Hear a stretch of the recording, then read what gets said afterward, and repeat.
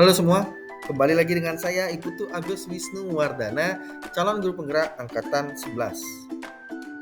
Hari ini saya ingin menyampaikan tentang bagaimana kesimpulan saya dari pemikiran-pemikiran Ki Hajar Dewantara pada modul 1.1 koneksi antar materi.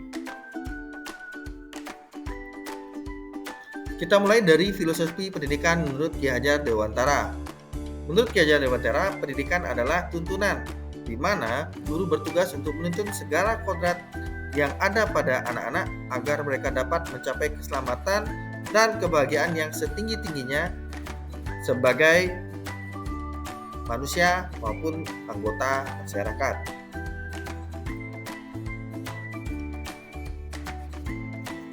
Di sana, saat saya mempelajari modul 1.1, terlihat perbedaan antara pengajaran dan pendidikan. Pendidikan adalah proses memberi tuntunan kepada siswa terhadap segala kodratnya untuk membuat siswa merdeka, di mana siswa bisa mandiri tanpa berbenturan dengan kemerdekaan siswa lainnya. Sedangkan pengajaran adalah salah satu proses pendidikan yang memberikan ilmu atau kecakapan hidup secara lahir dan batin. Di sini terlihat bahwa pengajaran hanya bagian dari pendidikan, sehingga pendidikan adalah suatu yang lebih kompleks. Jadi jika kita melihat semesta pembicaraan kita adalah pendidikan, pengajaran itu ada di bagian semesta pendidikan tersebut. Sebelum mempelajari modul 1.1 ini, saya memiliki pemahaman tentang pembelajaran yang cukup berbeda, di mana yang pertama adalah saya berpikir bahwa pendidikan adalah sebuah proses transfer ilmu pengetahuan dari guru kepada siswa yang membuat siswa yang awalnya tidak tahu menjadi tahu. Selanjutnya, pembelajaran itu berpusat kepada guru, di mana guru menjadi sumber informasi satu-satunya bagi siswa dalam belajar. Selanjutnya, saya juga berpikir bahwa siswa wajib memahami semua mata pelajaran karena tidak menutup kemungkinan semua mata pelajaran tersebut berguna baginya ke depannya. Selanjutnya, saya juga berpikir bahwa keberhasilan siswa itu hanya dilihat dari ketuntasan minimumnya saja. Dan yang terakhir, saya juga berpikir bahwa siswa kurang terlibat dalam pembelajaran karena di mana guru lebih dominan dalam proses pembelajaran yang berlangsung di dalam kelas. Ternyata apa yang saya pahami sebelumnya itu berbeda. Setelah saya mempelajari modul 1.1 ini, saya mengerti bahwa peran guru hendaknya membelajarkan siswa secara menyeluruh dengan menuntun siswa meraih potensi maksimalnya dengan prinsip yang pertama ingarso sum tulodo, dari depan memberi contoh, di mana di sini kita harus bisa menjadi suri tauladan bagi siswa.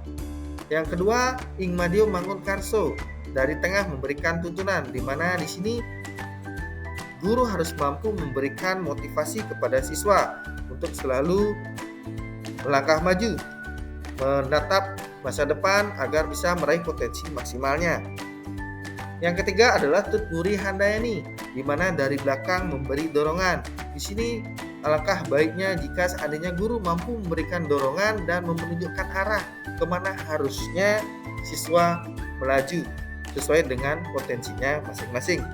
Yang terakhir, serta pendidikan itu harus menggunakan asas trikon daripada Ki Hajar Dewantara yang meliputi kontinu atau berkesinambungan, di mana pembelajaran hendaknya harus berkesinambungan dan sesuai dengan hierarkinya masing-masing. Yang kedua adalah adanya konvergen, di mana pembelajaran hendaknya mengambil dari berbagai sumber untuk menambah wawasan siswa terhadap suatu konsep.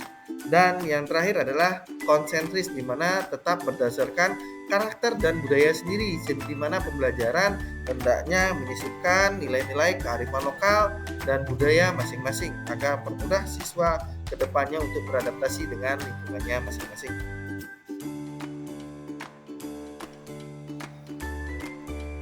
Sehingga setelah saya mempelajari modul 1.1 tentang filosofi pendidikan menurut Ki Hajar Dewantara, saya paham bahwa pola pikir saya sebelumnya tidak relevan untuk pembelajaran di zaman sekarang. Pembelajaran zaman sekarang hendaknya berpusat kepada siswa, di mana siswa adalah objek penting dalam pendidikan.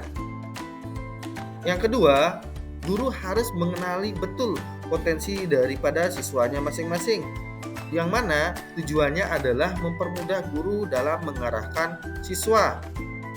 Yang ketiga, guru di sini terlibat sebagai fasilitator, bukan daripada sumber belajar daripada siswa.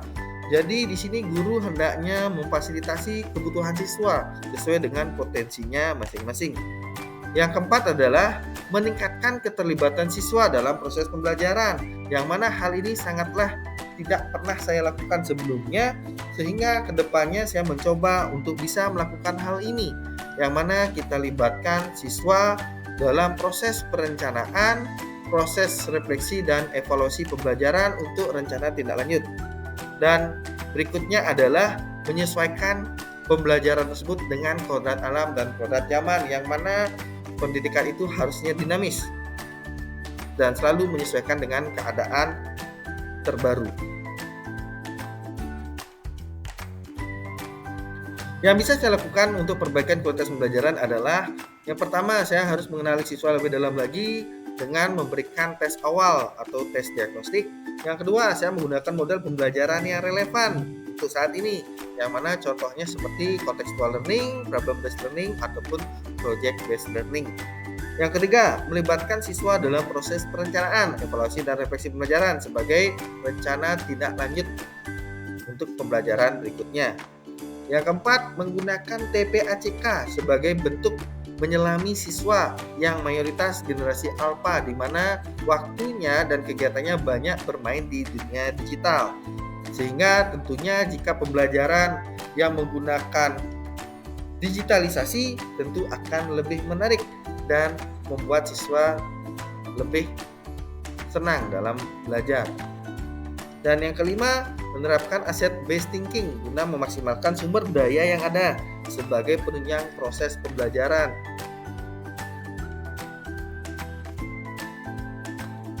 Sekian yang bisa saya sampaikan terkait kesimpulan saya terhadap pemikiran-pemikiran Ki Hajar Dewantara tentang dunia pendidikan.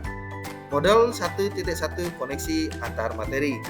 Sekian dari saya, salam tergerak, bergerak, dan menggerak.